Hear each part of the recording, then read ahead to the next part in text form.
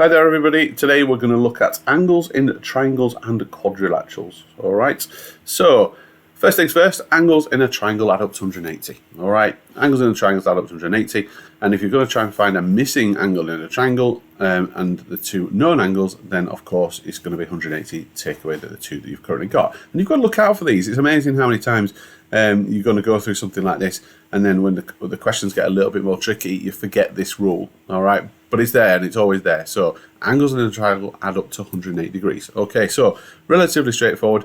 Find the missing angle. Pretty typical is that means the 55 and the 72, and this one add up to 180. So 180 take away these two, will leave you with this one. All right, 53. All right, so angle in missing is 53. Easy. Okay, what about quadrilaterals? Well, quadrilaterals in the same way add up to 360. It's in this time around.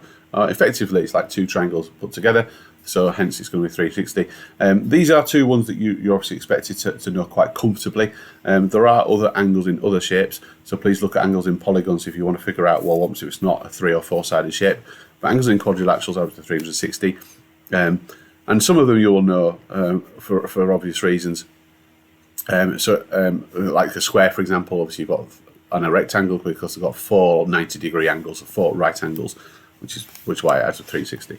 All right, so if you're missing an angle within a 4-sided shape, then you need to add up the 3 and then take it off 360. All right, so same process as the triangle, really.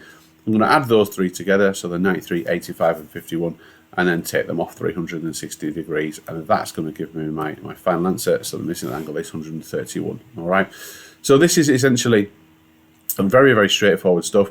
It's just a case of adding numbers and subtracting them from either 180 or 360 degrees. But of course, if you feel you need the practice on those, then please visit maths-school.co.uk for additional sort of practice.